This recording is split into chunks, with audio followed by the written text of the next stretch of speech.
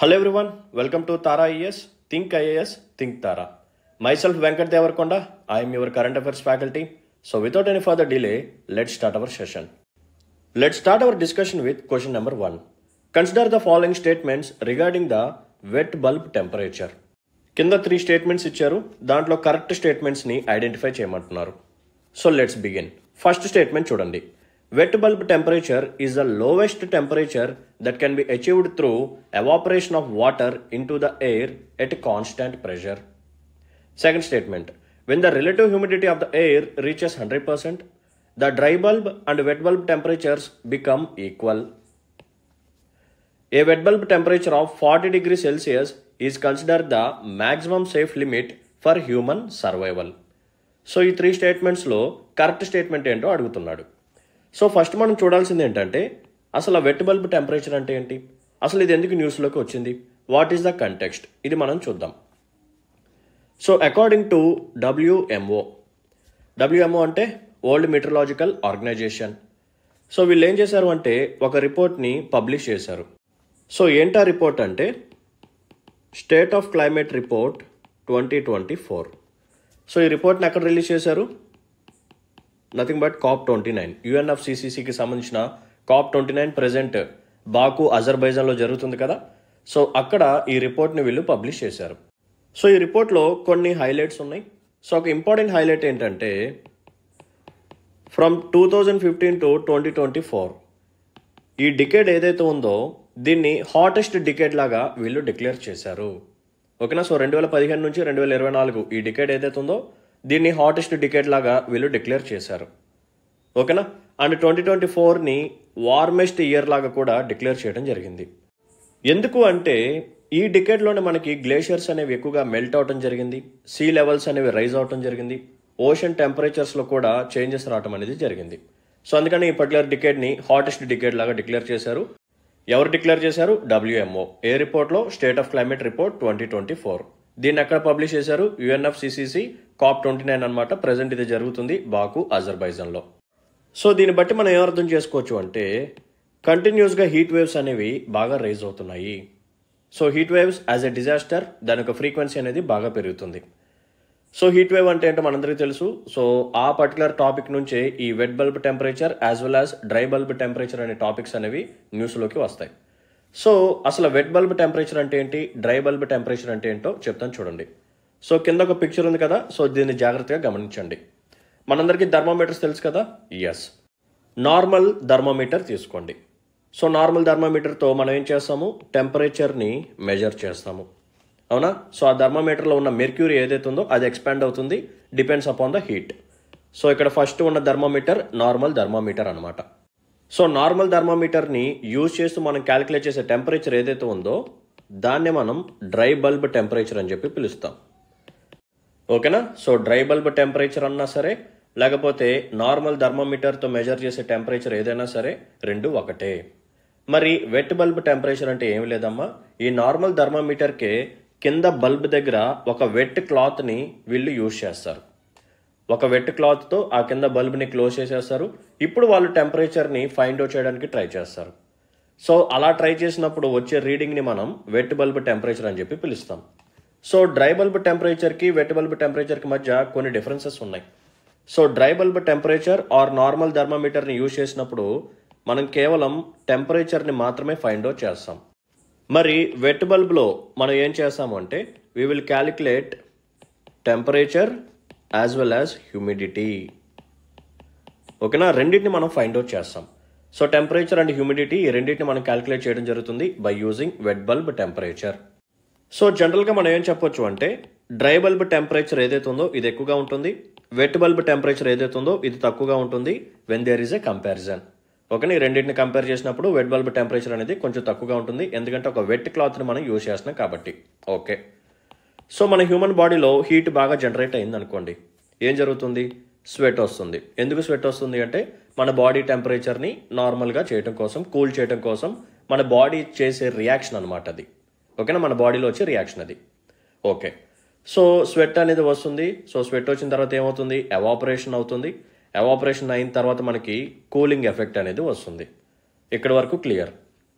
ఒకవేళ బయట అట్మాస్ఫియర్లో హ్యూమిడిటీ బాగా ఎక్కువగా ఉందనుకోండి, అప్పుడు ఏం జరుగుతుంది అంటే ఎవాపరేషన్ అనేది తగ్గుతుంది.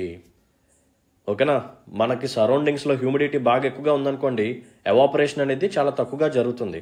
అప్పుడు మన బాడీ అనేది కూల్ అవ్వదు. సో కూల్ అవ్వకుండా హీట్ అనేది అలాగే ఉంటుంది.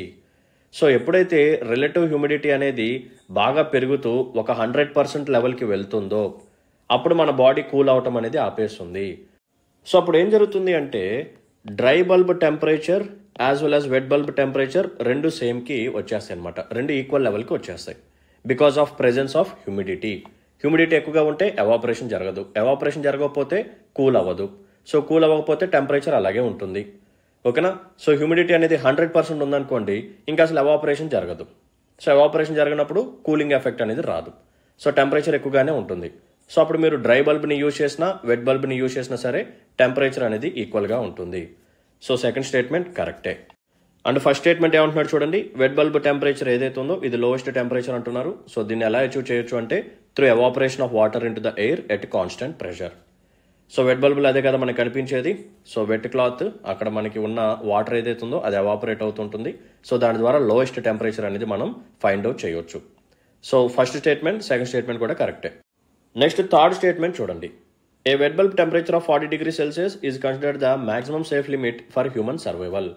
సో వెట్ బల్బ్ టెంపరేచర్ ప్రకారం మనకు కానీ 40 degrees Celsius ఉంటే అది మాక్సిమం సేఫ్ లిమిట్ అంటున్నారు. దానికంటే ఎక్కువ ఉంటే మంచిది కాదు అంటున్నారు.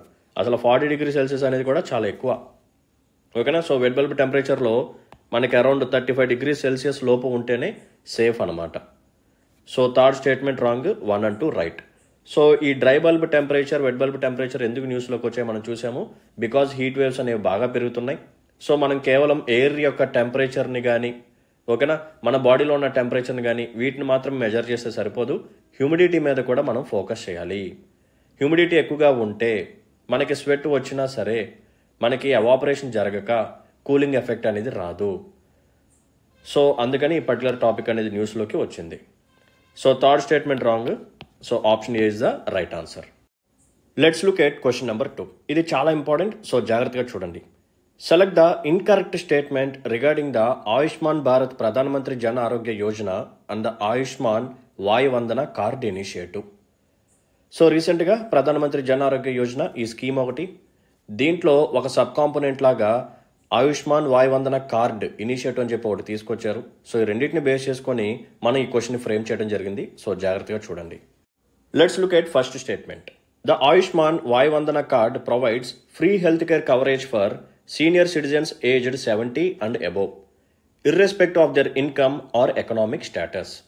సో ఫస్ట్ స్టేట్మెంట్లో వాళ్ళు ఏం చెప్తున్నారు అంటే ఈ వాయు వందన కార్డ్స్ ద్వారా మనం హెల్త్ కేర్ కవరేజ్ అనేది ప్రొవైడ్ చేస్తున్నాము, అది కూడా సీనియర్ సిటిజన్స్కి. ఏజ్ వచ్చేసరికి 70 or greater than 70. ఇక్కడ ఇన్కమ్ పరంగా ఎటువంటి లిమిట్స్ అనేవి లేవు, ఎకనామిక్ స్టేటస్ కూడా ఇక్కడ కన్సిడర్ చేయరు అని చెప్పి అంటున్నారు. ఇది ఫస్ట్ స్టేట్మెంట్. సెకండ్ స్టేట్మెంట్ చూడండి, Pradhan Mantri Jan Arogya Yojana covers pre existing diseases only after a 1 year waiting period from the date of enrolment. For suppose there is a senior citizen called A. So ఇతనికి ఒక డిసీజ్ ఉంది XYZ. ఈ disease ఇతనికి 2023 నుంచే ఉందనుకోండి, just for example. ఇతను ఇప్పుడు ఈ ప్రధానమంత్రి జన ఆరోగ్య యోజన కింద ఎన్రోల్ అయ్యారు అనుకోండి. హీ ఎన్రోల్డ్, ఇప్పుడు ఎన్రోల్ అయ్యారు 2024 November 18th. ఇప్పుడు అక్కడ ఉన్న స్టేట్మెంట్ ప్రకారం వాళ్ళు ఏం చెప్తున్నారు అంటే ప్రీ ఎగ్జిస్టింగ్ డిసీజెస్ ఏవైతే ఉన్నాయో అవి కూడా కవర్ అవుతాయి, బట్ దానికి కానీ మీరు ట్రీట్మెంట్ తీసుకోవాలి అంటే 1 year వెయిటింగ్ పీరియడ్ అంటున్నారు, అది కూడా ఎన్రోల్మెంట్ డేట్ దగ్గర నుంచి. Just for example November 19th 2024 ఈ ఏ అనే పర్సన్ ఎన్రోల్ అయ్యారు అనుకోండి. సో ఇప్పుడు ఈ పర్సన్ ఈ పర్టికులర్ స్కీమ్ ద్వారా ఈ XYZ అనే డిసీజ్కి ట్రీట్మెంట్ పొందాలి అంటే ఈ రోజు నుంచి నెక్స్ట్ ఇయర్ వరకు ఇతను వెయిట్ చేయాలి, అంటే 2025 November 19th వరకు అతను వెయిట్ చేయాలన్నమాట. ఇది సెకండ్ స్టేట్మెంట్ యొక్క మీనింగ్. నెక్స్ట్ థర్డ్ స్టేట్మెంట్ చూడండి, Ayushman Bharat Pradhan Mantri Jan Arogya Yojana schemes provides 5 lakhs of annual health coverage per family for secondary and tertiary care. ఓకేనా, so secondary and tertiary care treatment కోసం పర్ ఫ్యామిలీ పర్ ఇయర్కి 5 lakhs provide చేస్తారు అంటున్నారు. Okay, next one, unlike the earlier Rashtriya Swasthya Bima Yojana, Pradhan Mantri Jan Arogya Yojana does not limit the family size are age for eligibility. So ఇంతకుముందు ఉన్న scheme name ఏంటంటే రాష్ట్రీయ స్వాస్థ్య బీమా యోజన. ఈ స్కీమ్లో అంట ఫ్యామిలీ సైజ్ పరంగా కొన్ని రిస్ట్రిక్షన్స్ ఉండేవి. అంటే మీ ఫ్యామిలీలో ఇంతమంది మెంబర్స్ మాత్రమే ఉండాలి, అప్పుడే మీకు ఈ స్కీమ్ అనేది ఎలిజిబుల్. లేకపోతే మీ యొక్క ఏజ్ అనేది ఇంత మాత్రమే ఉండాలి, అప్పుడే మీకు ఈ స్కీమ్ అనేది ఎలిజిబుల్గా ఉంటుంది అని చెప్పి ప్రీవియస్ స్కీమ్లో ఉన్నాయంట. అండ్ ప్రధానమంత్రి జన్ ఆరోగ్య యోజనలో ఇటువంటి కండిషన్స్ లేవు అని చెప్పి అంటున్నారు. సో వీడియోని పాజ్ చేయండి, ఈ 4 ఇన్కరెక్ట్ స్టేట్మెంట్ ఏంటో ఐడెంటిఫై చేయండి. ఓకేనా? రైట్. సో యాక్చువల్గా ఈ ప్రధానమంత్రి జన్ ఆరోగ్య యోజన అనే స్కీమ్ని 2018లో తీసుకొచ్చారు. అండ్ ఈ పర్టికులర్ ప్రోగ్రామ్ ఏదైతే ఉందో ఇది ప్రపంచంలోనే లార్జెస్ట్ హెల్త్ ఇన్సూరెన్స్ స్కీమ్ అన్నమాట. World's largest health insurance scheme వచ్చేసరికి ప్రధానమంత్రి జన్ ఆరోగ్య యోజన. సో ఈ స్కీమ్ ద్వారా వీళ్ళు ఏం చేస్తారు అంటే పర్ ఫ్యామిలీ 5 lakhs అనేది ప్రొవైడ్ చేస్తారు. 5 lakhs per family per annum. And ఈ పర్టికులర్ స్కీమ్కి ఫండింగ్ ఎలా ఉంటుంది అంటే it contains contribution from both central government as well as state government. So normal స్టేట్స్లో అయితే 60:40, అండ్ హిల్లీ స్టేట్స్ కానీ స్పెషల్ కేటగిరీ స్టేట్స్ కానీ ఉంటాయి కదా, అక్కడ 90:10, and union territories without legislature అక్కడ 100% వచ్చేసరికి సెంట్రల్ గవర్నమెంట్ అనమాట. ఇది ఫండింగ్ ప్యాటర్న్. ఓకేనా? రైట్. సో రీసెంట్గా ఈ స్కీమ్లో తీసుకొచ్చిన ఒక ఇంపార్టెంట్ ఇనిషియేటివ్ ఏంటంటే వాయ్ Van Dhan card initiative, VVC. So ఈ కార్డ్స్ని ఎవరికి ప్రొవైడ్ చేస్తారు అంటే సీనియర్ సిటిజన్స్కి ప్రొవైడ్ చేస్తారనమాట. ఎవరికైతే 70 years కానీ అంతకంటే పైపడిన వాళ్ళు ఉన్నారో వాళ్ళందరికీ ఈ పర్టికులర్ కార్డ్స్ని ప్రొవైడ్ చేస్తారు. సో ఈ కార్డ్స్ని ఎవరైతే పొందుతారో వాళ్ళు ఇప్పుడు చక్కగా ట్రీట్మెంట్ అనేది చేయించుకోవచ్చు. అది ఎంతవరకు చేయించుకోవచ్చు? 5 lakhs per year. అండ్ ఈ పర్టికులర్ వాయ్ వందన కార్డ్ ఇనిషియేటివ్ని October 29th అంటే nothing but Dhanvantari Jayanti and Ayurveda day ఏదైతే ఉందో ఆ రోజు లాంచ్ చేయడం జరిగింది.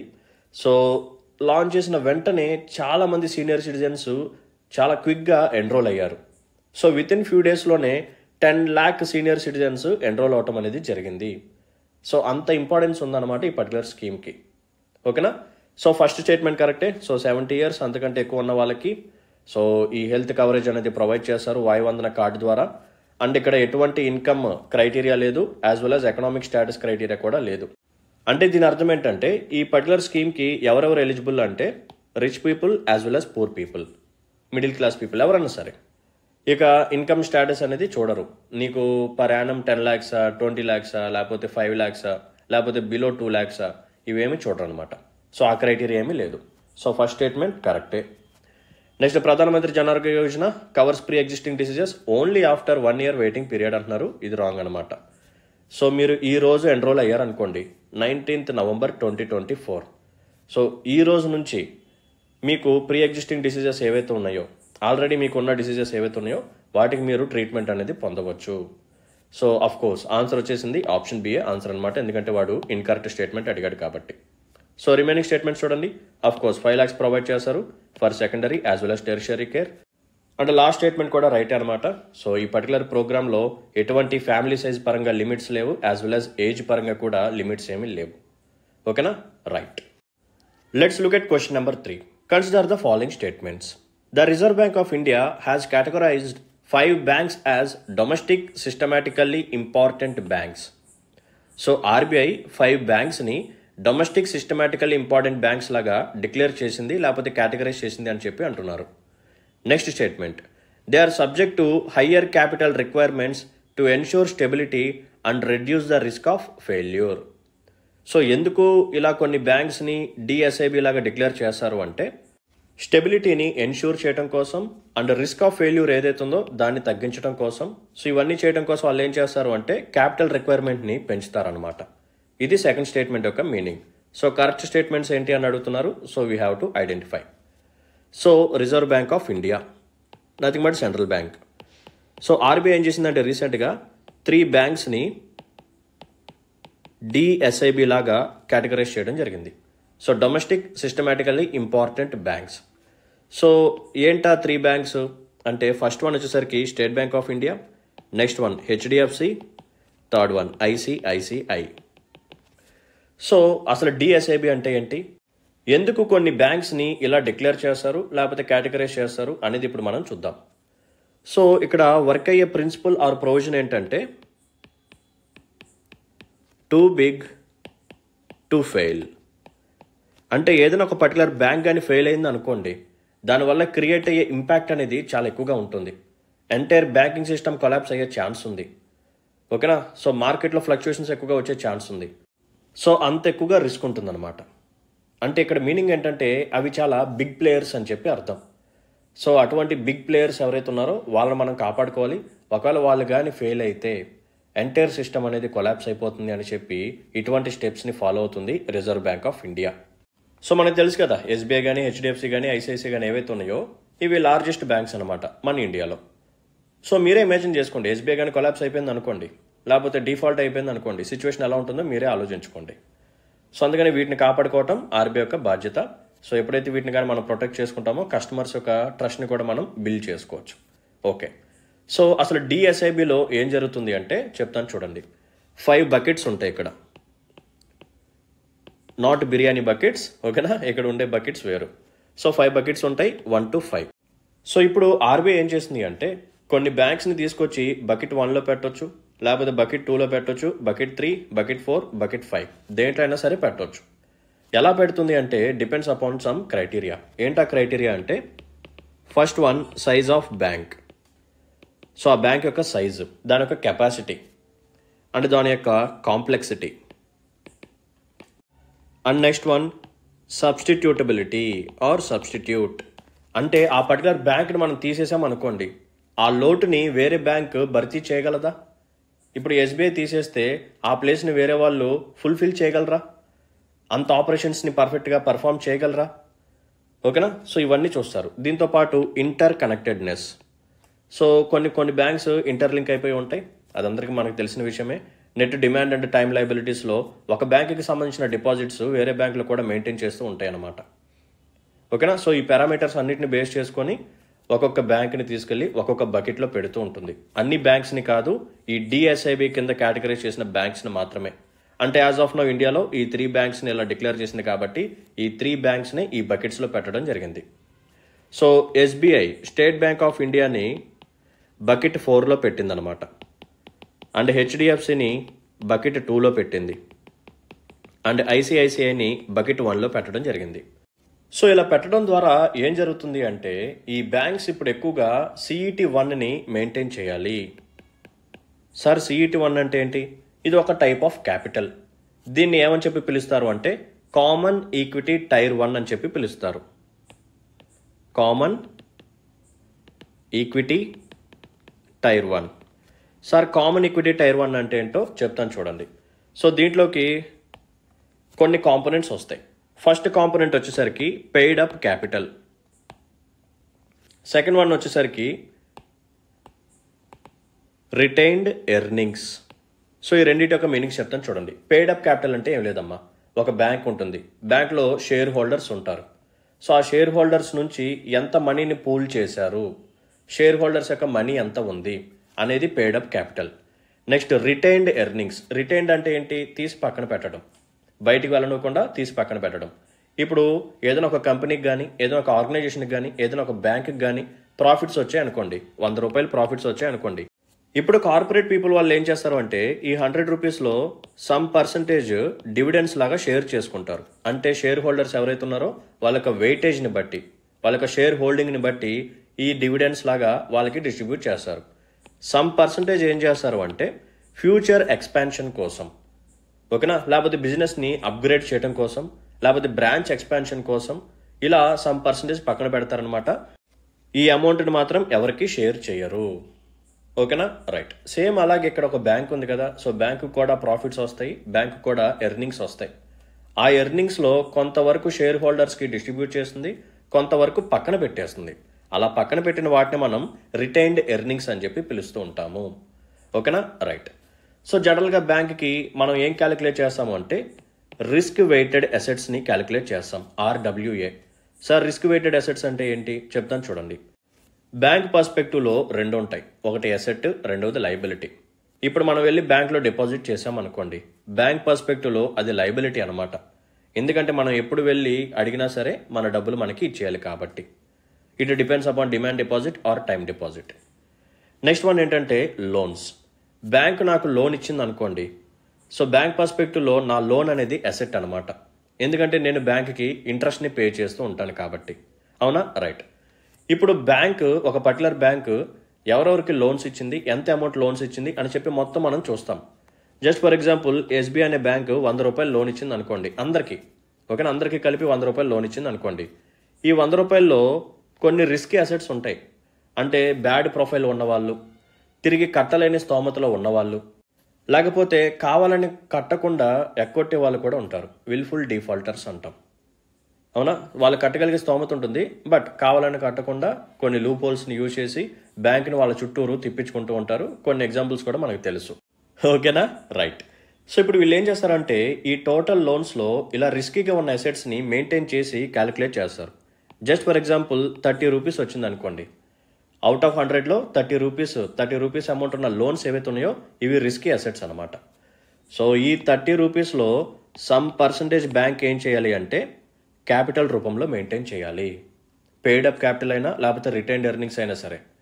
సో ఎందుకు ఇలా మెయింటైన్ చేపిస్తారు అంటే ఒకవేళ ఈ 30 రూపీస్ అనుకున్నట్టుగానే వాళ్ళందరూ డిఫాల్ట్ చేస్తారు అనుకోండి, కట్టలేదు అనుకోండి. ఇప్పుడు ఎవరు వస్తారు మన దగ్గరికి? డిపాజిటర్స్ వస్తారు. డిపాజిటర్స్ వచ్చి డబ్బులు అడిగినప్పుడు, అయ్యా నువ్వు నా దగ్గర పెట్టిన డిపాజిట్ నేను వేరే వాళ్ళకి లోన్ ఇచ్చాను, వాళ్ళు నాకు తిరిగి కట్టలేదు, ఎన్పిఏగా మారిపోయింది, తర్వాత అంటే ఊరుకుంటారా? ఊరుకోరు కదా. సో వాళ్ళకి మనం కట్టేయాలి.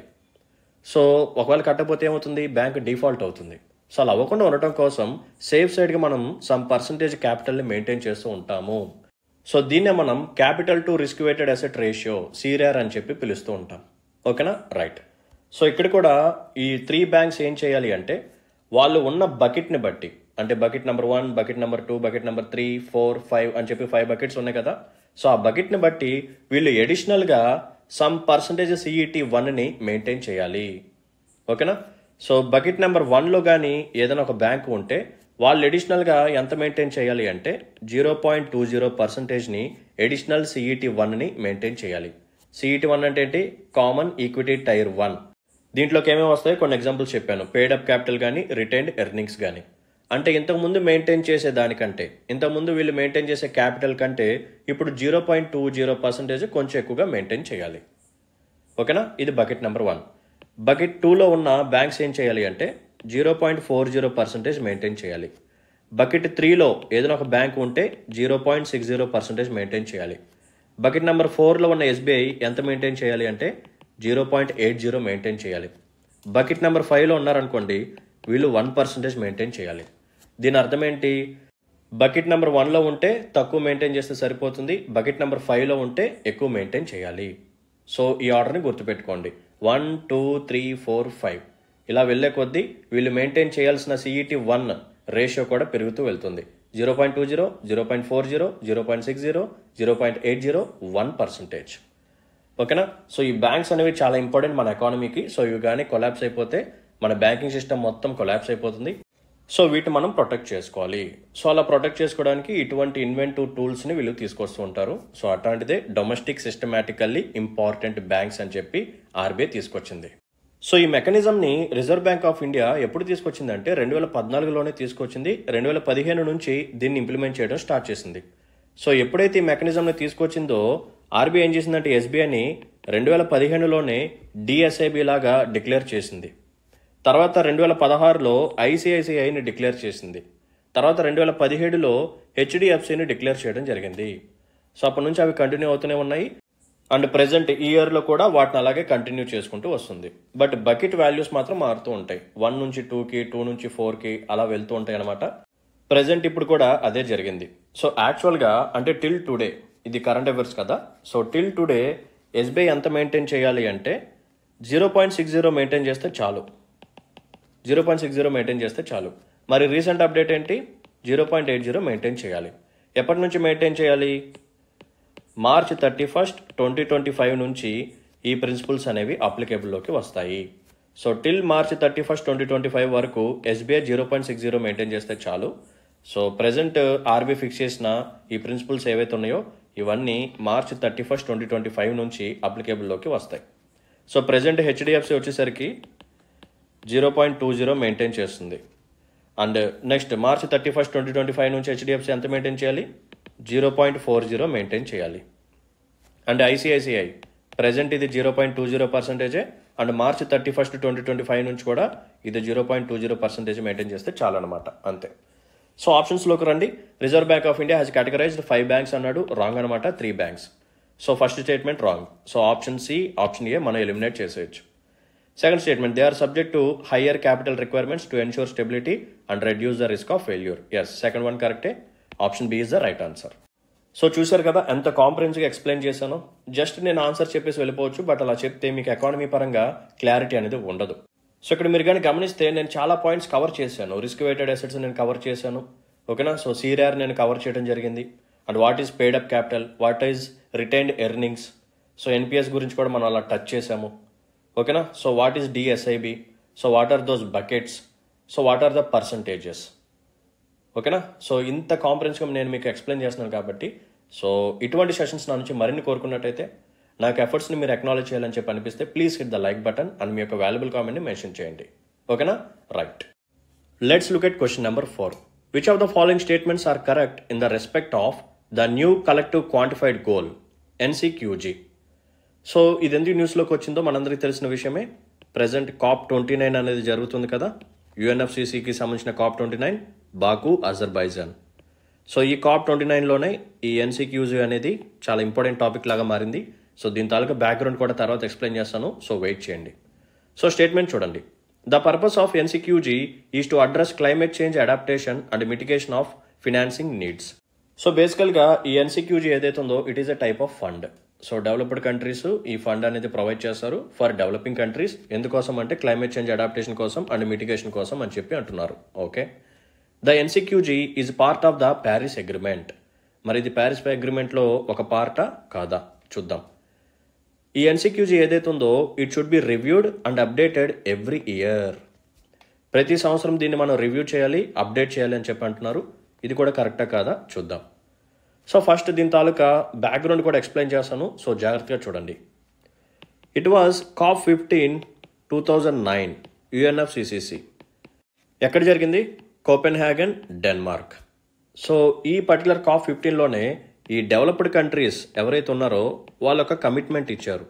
ఏంటా కమిట్మెంట్ అంటే we are going to provide $100 billion to developing countries for every year by 2020. So deadline వచ్చేసరికి 2020.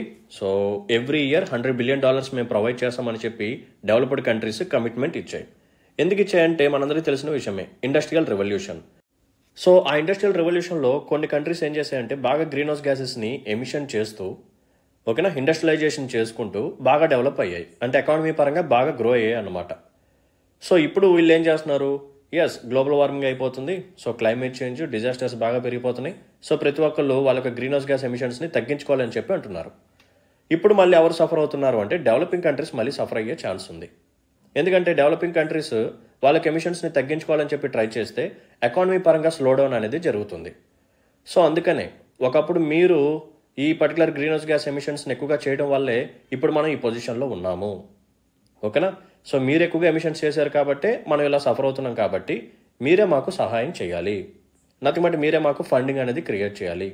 అంటే డెవలప్డ్ కంట్రీస్ ఏవైతే ఉన్నాయో వీళ్ళు డెవలపింగ్ కంట్రీస్కి ఇప్పుడు ఫండింగ్ అనేది అరేంజ్ చేయాలి.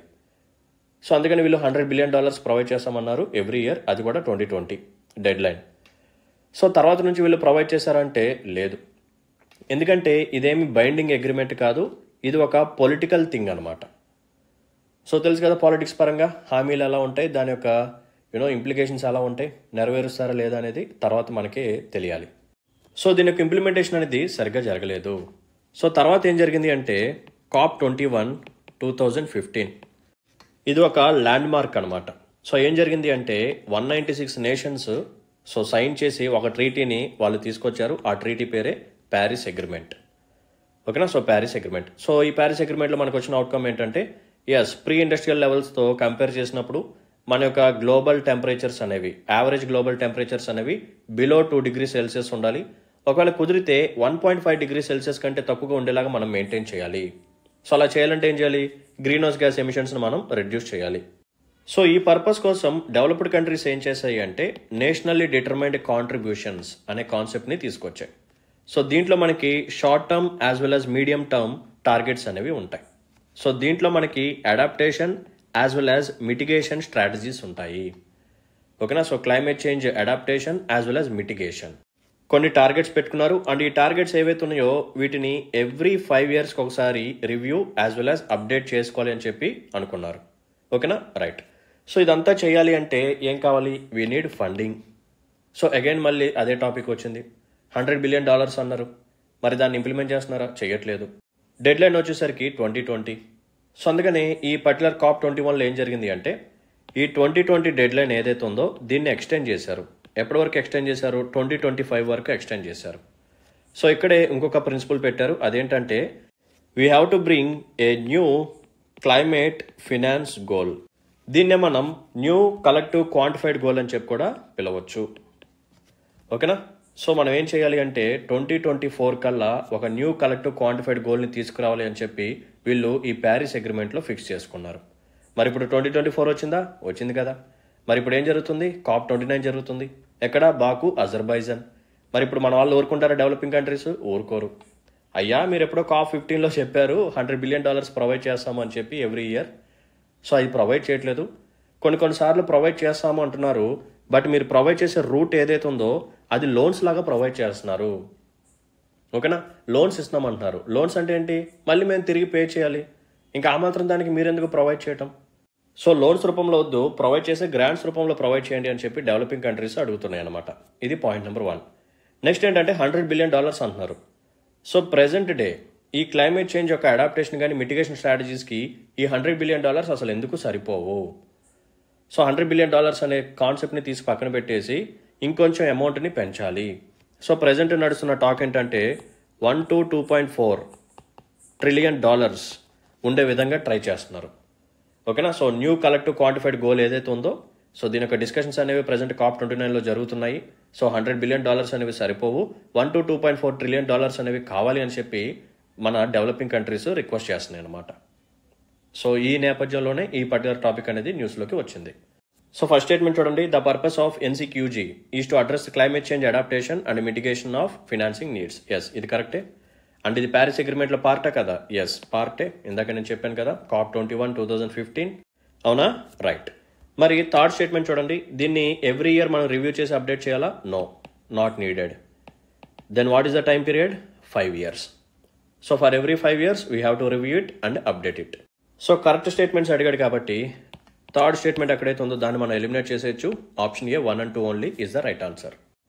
Let's look at the last question of the session. Consider the following statements with reference to the Asia Pacific economic cooperation, APEC. So statements చూడండి. So it is a regional economic organisation that promotes trade liberalisation and economic cooperation among it member economies in the Asia Pacific region.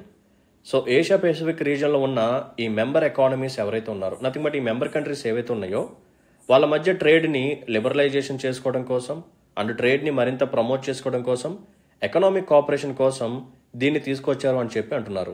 Okay. Next one. It also ensures the security of a member countries in the Asia Pacific region. So economic transactions మాత్రమే కాదు, trade గురించి మాత్రమే కాదు, security aspects కూడా ఇక్కడ ఉంటాయి అని చెప్పి అడుగుతున్నారు. సో ఆలోచించండి. Next one. APEC economies make up రఫ్లీ 60% ఆఫ్ గ్లోబల్ జీడిపి. సో ఈ ఎపెక్ అనే ఆర్గనైజేషన్లో ఉన్న మెంబర్ కంట్రీస్ ఏవైతే ఉన్నాయో వాళ్ళందరినీ మనం క్లబ్ చేస్తే గ్లోబల్ జీడిపితో కంపేర్ చేస్తే 60% వీళ్ళదే ఉంటుంది అంటున్నారు. Next one. India is one of the member countries of APEC. So ఆలోచించండి. వీడియోని పాజ్ చేయండి, సాల్వ్ చేయడానికి ట్రై చేయండి. సో కరెక్ట్ స్టేట్మెంట్స్ అడుగుతున్నాడు, I will explain. So APEC అనే ఆర్గనైజేషన్ని 1989లో తీసుకొచ్చారు. సో దీంట్లో టోటల్గా 21 మెంబర్ కంట్రీస్ ఉంటాయి. సో ఈ 21 మెంబర్ కంట్రీస్లో ఇండియా ఉందా లేదా అంటే no, India is not a member of Asia Pacific economic cooperation. Most important point, please remember it. So India present observer స్టేటస్తో ఉందన్నమాట. మరి ఇండియాకి జాయిన్ అవటం ఇష్టం లేదా సార్ అంటే అలా ఏం లేదమ్మా. మనం జాయిన్ అవుతాము అని చెప్పి చాలాసార్లు రిక్వెస్ట్ కూడా పెట్టుకున్నాము, ఒక 2 to 3 times. సో కొంతమంది మెంబర్ కంట్రీస్ మనకి సపోర్ట్ చేశారు. బట్ ఇండియాకి ఎందుకు ప్లేస్ ఇవ్వట్లేదు అంటే మన జియోగ్రఫికల్ లొకేషన్. సో పెసిఫిక్ ఓషన్కి మనం కొంచెం దూరంగా ఉన్నాం, మనకి కనెక్టెడ్గా ఉండేది Indian ocean. As well as Pacific ocean నుంచి మనకు ఎక్కువగా ట్రేడ్ జరుగుతుందా లేదా అనేది కూడా వాళ్ళు ఆలోచిస్తారు. మన నుంచి ఎక్కువగా ఇండియన్ ఓషన్కి ఇటు ట్రేడ్ ఎక్కువగా జరుగుతుంది, పెసిఫిక్ ఓషన్ కూడా జరుగుతుంది, బట్ డైరెక్ట్గా అయితే చాలా తక్కువ. సో ఇక్కడ మీరు కానీ గమనిస్తే కింద మ్యాప్లో సో గ్రీన్ కలర్గా ఉన్న రీజన్స్ ఏవైతే ఉన్నాయో అవన్నీ ఎపెక్ మెంబర్ కంట్రీస్ అనమాట, 21 మెంబర్ కంట్రీస్. సో ఈ మిడిల్లో ఉన్న పెసిఫిక్ ఓషన్, దీని చుట్టూరు ఉన్నారు చూసారా పెసిఫిక్ రిమ్, సో ఇక్కడ మెంబర్ కంట్రీస్ అనేవి ఉన్నాయి, మనదేమో ఇక్కడ ఉంది. సో అందుకనే మనకి ఇంకా ఇవ్వాలా వద్దా అని చెప్పి అబ్జర్వర్ స్టేటస్లో పెట్టారు. ఓకేనా, రైట్. సో ఈ ఎపెక్ మెంబర్ కంట్రీస్ ఏవైతే ఉన్నాయో వీళ్ళందరం క్లబ్ చేస్తే 60% ఆఫ్ గ్లోబల్ జీడిపి అవుతుంది, important fact. As well as వీళ్ళొక ట్రేడ్ని మనం కంపేర్ చేస్తే 48% of global trade. Global GDP వచ్చేసరికి 60%, గ్లోబల్ ట్రేడ్ వచ్చేసరికి 48%. టోటల్గా 21 member countries. India is not a member, present observer status ఉంది. 1989లో ఎస్టాబ్లిష్ చేశారు అండ్ దీని తాలూకా హెడ్ క్వార్టర్స్ వచ్చేసరికి సింగపూర్లో ఉంది. So it is located in Singapore. So ఇక్కడి వరకు క్లియర్ కదా, రైట్. మరి ఈ ఎకనామిక్ ఆర్గనైజేషన్ ఏ ఆస్పెక్ట్స్లో డీల్ చేస్తుంది అంటే మెయిన్గా ట్రేడ్. సో ఎటువంటి ట్రేడ్ బ్యారియర్స్ లేకుండా సో ట్రేడ్ అనేది స్మూత్గా జరగాలి, సో ఎకనామిక్ కోఆపరేషన్ అనేది ఉండాలి.